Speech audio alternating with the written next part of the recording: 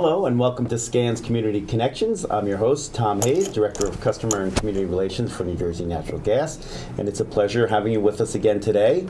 And we're very fortunate to have wonderful guests with us today to talk about some wonderful programs.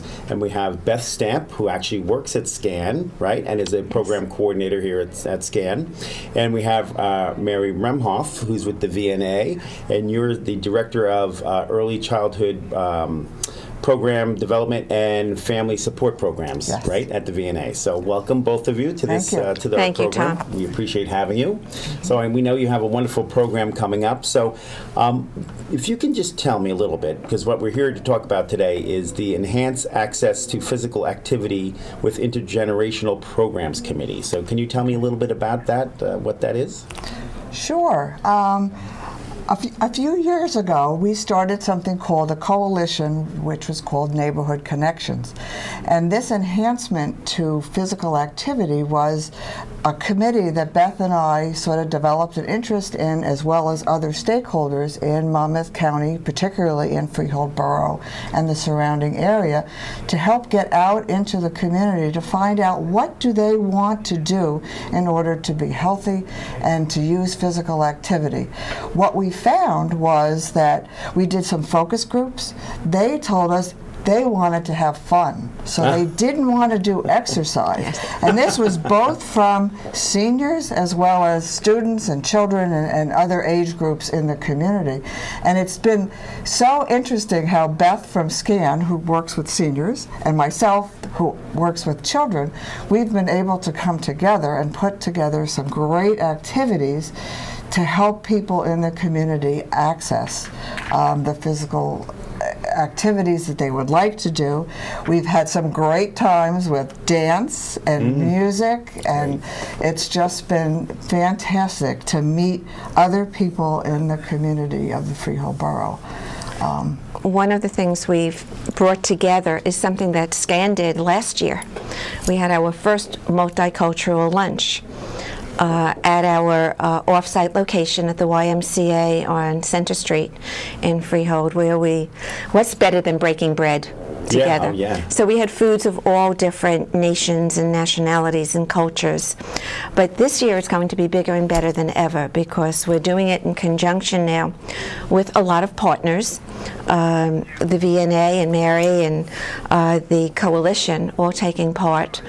And we're going to have food, of course, and we're going to have the kind of games and interaction that has children and adults and seniors coming together and learning more about each other.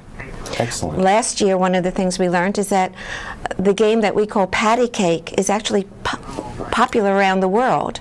Every culture has a different way of doing it, though. A different rhythm to the patter, to the song, a different song, and a different, not just this with two people. Right. Some are with groups of 10 people in a circle, playing a version of patty cake. That's pretty So we're not doing patty cake this year, but that kind of thing that gives people the idea to have fun together. Right. We will also have gift baskets, and as you see, we have a sample. Nice. So we're encouraging people. I thought that was for me. No, Tom, I'm sorry. I'm sorry. Actually, I was going to ask you for one. We'll definitely, the gas company will gift you one. But if I was to attend the event, I have a chance of winning. You them, have right? you would have a chance, yes. But what you're looking for now is for folks to actually donate baskets. Is that the idea? Folks can donate baskets, or they like to donate cash, and we'll put together a basket for them. Wonderful. That would be great. The food, we had Italian food, we had Mexican food, I made latkes. So, really we're trying to be very, very inclusive and get people to come together, to meet, to talk, to find out about each other, to be less strange. And to be more trusting of each other. Right, that's great. So you mentioned some of your stakeholders, but are there more that you want to mention that are on the committee? Well, there's one called SNAP Ed, which is supplemental nutrition, and they do educational programs for both seniors, adults, and for children. So they're going to be coming and engaging the group in making salad, and then doing some nutritional talking about healthy fruits and vegetables and incorporating that into their daily. Because that happens also. April is National Multicultural Health Month. So what they're going to do when they make the salad and demonstrate it, they're going to include fruits and vegetables perhaps that are not common in our, shall we say, American market. Right. And of course today you see many, many more foods from other nations being introduced, but they're going to emphasize that as part of their demo. The YMCA, of course, provides us with the facility. That's great. They're a great partner. Right? They're a wonderful partner. And there's also Casa Freehold, which helps the immigrant population in the local area. So again, as far as discussions and games and activities and what people of all cultures would like, they'll have a very integral part in that. We also have a program called County Council for Young Children, which is where people of all cultures, all ages come together and talk about things in their community that they would like for their children. So again, what we're trying to do is bring people from the community into this activity so that they're feeling participatory, that they have ownership, and that they want to sustain this and then continue doing this. So our hope from this is that people get to know each other well enough that maybe they'll want to do like a little volunteer group. And wouldn't it be great for seniors from SCAN and children from the Y to come together regularly and discuss things about their community? There's such a wealth of knowledge from seniors and all the activities that they've done throughout their years that children love to hear those stories. And then children also like to share what they're doing. So bringing the two together is just such a positive way to enhance relationships. And we go back to what the original focus group said is they want to have fun together. They want to feel like a community. They want to feel like Freehold is their neighborhood. So this is what we try and do. What better way to do it than a lunch? And then to have baskets to give away to people and activities where people can interact with each other. One of the things we're doing this year also to bring, again, the element of young people is we're partnering with the school in Freehold Borough, the Parker Street School, Parker Avenue School, and we're reaching out also to see if we can include the culinary program from the high school. Very so good. that will be part of our youthful participation in the group. That's excellent. Yeah, and actually, as Mary said, what we really want is we would like our committee at some point to have a subcommittee. And the subcommittee are the people who would be coming and participating to then, whereas we do the guiding, they do the work, so to speak. And really make this a very inclusive committee. Right, that's great. So oftentimes, one generation doesn't really understand the other, and they have maybe a fear, or they're not comfortable, or whatever it might be. And the more you talk, the more you find we're all the same. It's just that there's newfangled things that are going on with youth today that that we didn't have, and when we were their ages, and technology and electronics, all those things that are changing so rapidly that sometimes sets us apart at times. But when you find out at the end, you're really You're not so different. Right. And you might be able to inspire some youth to say, don't always have to be on the phone. You could actually talk to people in person and all those sorts of things, and that's great. And when you mention intergenerational programs, I know that was part of this whole program to begin with, but are there other things that you're doing that are kind of geared towards that? Yes, well, not just intergenerational, but the cultural aspect. On our flyer, we have two forms of registering. You don't have to register, but we really need people to RSVP. It makes it easier to understand well, food you have to bring, exactly. and all those sorts of things, so chairs and all that stuff. People can register with me Okay. by calling SCAN, or my email address is on the flyer. Also, they can register in Spanish if that's the language they're more comfortable with. We've accounted for a registration with a Spanish-speaking representative. That's great. So if they wanted to register here at SCAN, what would be the phone number that they would call? Or 732-542-1326, or they can drop me an email at beths@scannj.org. Okay. And for Spanish registration, the phone number would be 732-294-2044. Great. Or they can email AESPINAL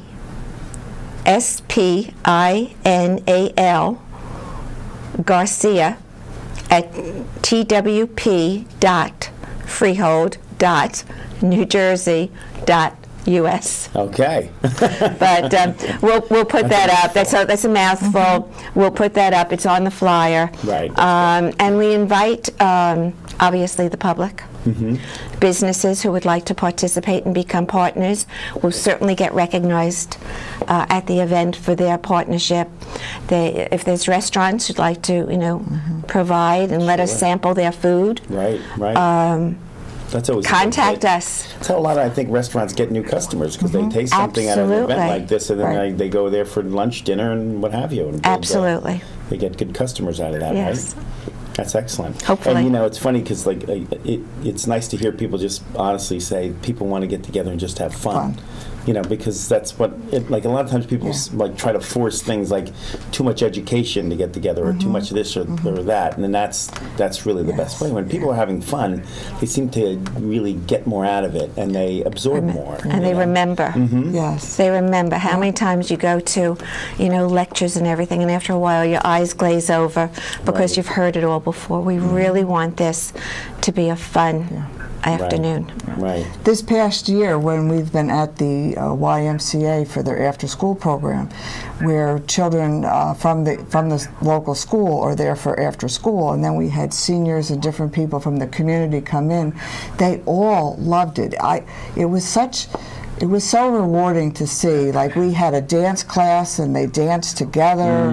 So seniors and students were dancing, and these are kids from all over the. Well, yeah, I'm a little curious. town. Like, what kind of music? Like, back in my day, I remember doing things like the hokey pokey and things like that. And then today, I don't even know what they're doing. Somewhere in the middle, there was like the Macarena and those things, electric slide, and. Well, we tried to include, again, music from all different countries and locations. We really are trying. What is the latest dance? Do we know a name of the latest dance? I don't know. He's The asking whip us. and The whip. Okay. there's a few things that they do. Yes. We're letting the kids teach us that. Yes, right, which is great. Okay, I'm a little off that too, so I'd like to learn what the. Well, you'll have to come and join us. I absolutely will. What we didn't, we talked about the contact, but what we didn't say is when it is and the time. Okay. So it's April 5th. Okay. And it's 11:30 a.m. to 1:30. Okay, great. That's great. That should be a lot of fun. And about how many people do you expect to attend an event like this?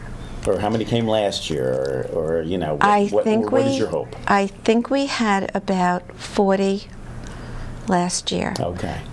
We're setting a high goal, and we are setting a limit. Okay. Because there's just so much space, Sure. and what we feel we can handle well. Great.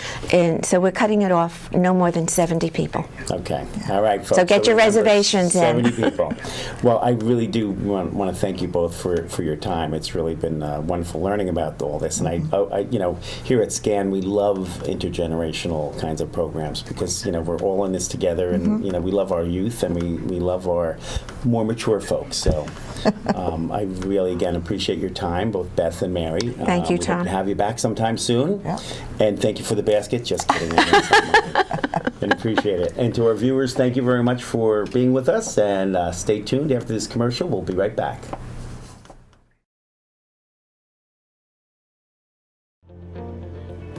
So, if you're over 65, like me, and active and fairly healthy, Being active and healthy alone will not protect you. Remember, the immune system weakens with age. And if you're over 65, ask your doctor about your vaccination options. We want you to be healthy and active.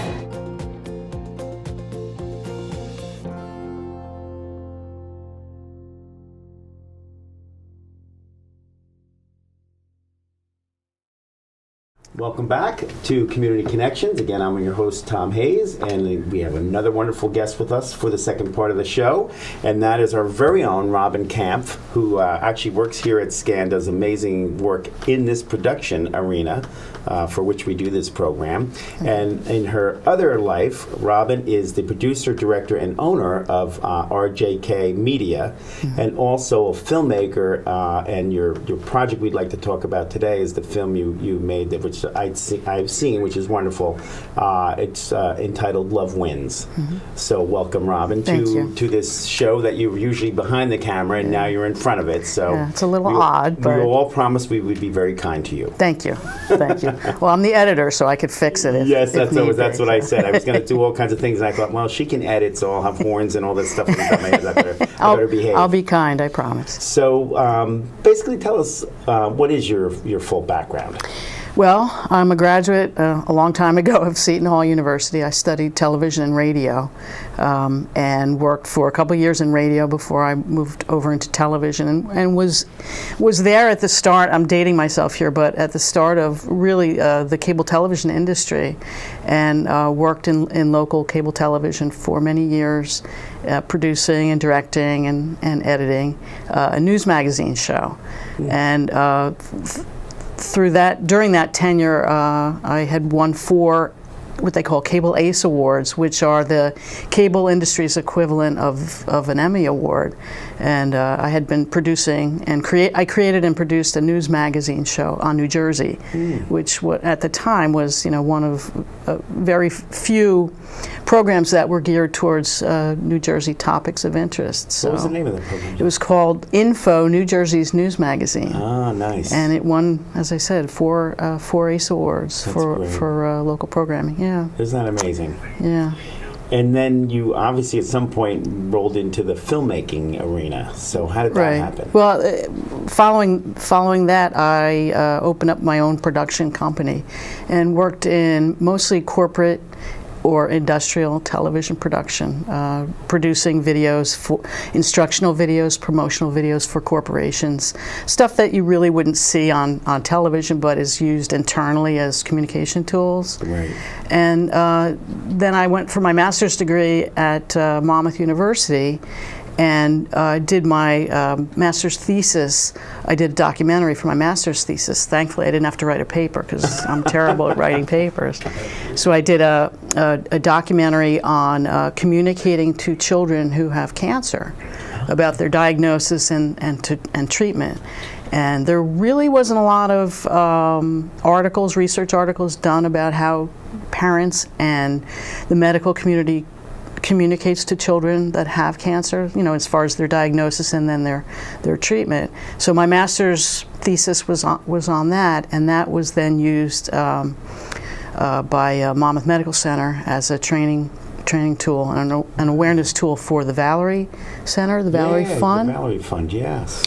So that was my first film, or my first foray into filmmaking, and I loved it. Do you still have that? I do. I'd like to see that because I serve on the board for the American Cancer Society. Oh. And that's very intriguing to me. I would gladly share that with you. I'm very proud of that. Nice. And the kids that were diagnosed at the time, and they've grown up to be hearty and healthy young adults, and they're wonderful kids. So it was a win-win for everybody. What an amazing project! Yeah. Just out of curiosity, what made you decide to go to that topic? Well, actually, I had a nephew who was diagnosed at 9 with leukemia, and he subsequently passed away at 11. So it was very near and dear to my heart, and I had gotten involved with the Valerie Fund, the Valerie Center at Monmouth Medical Center, and also down at CHOP Children's Hospital in Philadelphia through Thomas, my nephew, and it just kind of evolved that way. Gotcha. So yeah. So what was your inspiration for Love Wins? Well, I've been an advocate for the LGBT community for many years, and my wife is as well. In fact, she was one of the co-chairs of Garden State Equality, which is the key advocacy group in the Garden State that fought very hard for marriage equality. And we marched on Trenton and elsewhere. And through that, and through the advocacy work that we did, I came to meet Jan and Emily, who are two octogenarians. Well, right now, Emily is 89 and Jan is 84. They live in Ocean Grove. They were together for 45 years at that time, and raised a family in suburban New Jersey in a very non-progressive, white Catholic community during a time when a relationship such as theirs was considered taboo, but nevertheless lived, for, as I said, for 45 years in the closet, raised a beautiful family, and then they finally came out of the closet and marched on Trenton, and we all got to know one another. And then when marriage equality became law of the land, they got married, and I was invited to their wedding, and I laughed because I go to a lot of events because of my wife, and I try and get out of as many events as I possibly can. Kind of like you go to a lot of events too. My wife understands that. So I really didn't want to go to the wedding, but I went, and when I saw them walk down the aisle, I was just so moved and touched by that. And then afterwards, hearing their story, it's a love story, you know, but a love story with a lot of heartache and a lot of work that they did. But I was so inspired that I asked them at the reception, I said, "Can I tell your story? I've done one film, but I'd like to do another. Is it possible that you would grant me the opportunity to tell your story?" And they said, "What do you want with a bunch of old ladies like us?" And the rest is history. I spent 2 years of my life with them. Wow. And here we are with this film that's just taken off, and it's gone crazy. Great because it was like, I guess they seemed like they had their own families originally, right back in like the 50s, 60s. Yeah, Jan was married, to Donald for 10 years, right, and then met Emily. Because Emily worked with Jan's husband. It's a little complicated, and then they fell in love, and they Jan and Donald divorced, and then that's what happened. Of course, Jan and Donald had 3 children at the time. So So then Emily and Jan then raised those 3 children together, right? Yes. Which was great. Again, a great job. I really well done. I mean, really, I'm not saying that just because you're sitting across from me, but it really was very well done. You. It was very enjoyable to watch, and you were kind of riveted by the whole story. You really did a wonderful job at that. Thank you. I appreciate that. Good. So you said it took about 2 years to kind of put the whole thing together, huh? Yeah. Well, the research phase, it was because it's a historical look back at their relationship together. We went through hundreds and hundreds and hundreds of photos. And the film, like it was great to see like some of those old photos and things. And it was fun going through them with them because they hadn't seen them in decades, and just going through it, that whole process took a considerable amount of time, and then spent some time with them. They're every year they're in the Ocean Grove 4th of July parade. So I spent several days with them, actually several weeks with them, shooting them at various locations, at some parties in Ocean Grove that they attended. They had a barbecue, so just compiling the footage to tell their present day story. So the role of the filmmaker is obviously getting to know the subject, right? And as you said, doing the research, spending time with, in this case, the stars of the show, right? Emily and Jan. And then there's once you get all that and doing the filming on location, all those sorts of things, then you have to go and actually put this whole thing together and have it make sense and make it succinct so that the average viewer viewer, like me, would be able to watch it and really understand the message that you're trying to portray, which again, you did, I think, a great job from certainly my novice perspective, but I'm sure there's a lot of work that goes in that part of it too, right? Yeah, the editing process was probably a good 6 or 7 months before I had a working first cut, what they call it, the director's cut. But then from there, I mean, the film's been edited and edited and edited, and then it recently aired on PBS, and I actually had to air it. I had to edit it again just for airing it on PBS because you're restricted in terms of time frame. So I had to make it from a 27-minute film to a 24-minute and 10-second film. Wow. So that was a challenge. Yeah, so, I'll bet, because you probably got it to exactly where you wanted it, and I had to take a little bit more out of it. Yeah, and you know, it's condensing 45 years of their life together into 24 minutes. Right. So that was a challenge, but that's the fun part. The editing is, well, for me, it's the fun part. Not everybody loves editing, but yeah, I gotcha. Well, some people say it's like watching grass grow, but I happen to love it. So it's been shown on PBS, but you've also shown it other places and at film festivals, right? Yes, it's won, to date it's won 10 different film festivals. Won the Garden State Film Festival 2 years ago. New Hope, Teaneck, and I just came back from Florida where it was shown down there, and it's still doing the film festival circuit, which is a lot of fun as a filmmaker because you get to meet other filmmakers from around the world. So that's a really fun part of the process. That's really amazing. Yeah. That's pretty good. Yeah. So what have the audience's reaction been? Everywhere we go, it's just, and especially if I have Jan and Em with me, because they travel a lot with me, I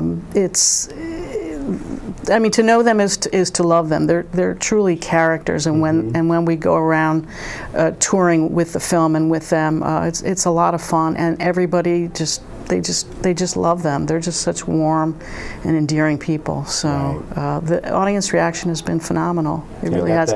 Never expected this, but I got that from watching the film. They're just very likable folks. That, and different personalities, but they seem to blend very well. Very much so. Very much so. Yeah, and some really funny personality. Right? Absolutely. Like, they're not dry and stiff. They're like they're out of central casting. It must have been an enjoyable. Like if you had to do a subject or work with some folks, it seems to me that they would have been a joy to work with. They truly were, and they constantly thank me now for giving them what they're calling this second life with the film, because they are celebrities in this Central Jersey area. People know them, and people love them. They just gravitate to them. So. And so you mentioned a little bit that it's still on a tour with yes. going to the other film festivals still. And other film festivals, and we're using the film as an educational piece now. Okay. We're taking it around to assisted living communities where they're in. There's 3 million people, senior citizens, in the LGBT community right now. Right. By 2030, that number's going to double. So we're talking by 2030, 6 million senior citizens that are of LGBT. They're going to be going somewhere, assisted living communities. So we're using the film to educate not only staff members and administrators at these assisted living communities, but also the other residents that, we're a viable community, and we all love one another and want to be with one another as long as we can. So that's great. So we're actually running out of time here, and again, I want to thank you for your time. Thank you. It, again, is a great program. I'm sure there'll be other projects that you're working on that we'll learn more about in the future. But again, Robin Camp, really appreciate your time with us. Thank you. And thanks for all your work behind the scenes here. Oh, thanks, Tom. I appreciate it. All righty. All right, folks, thank you very much for joining us today. We look forward to talking with you in the near future.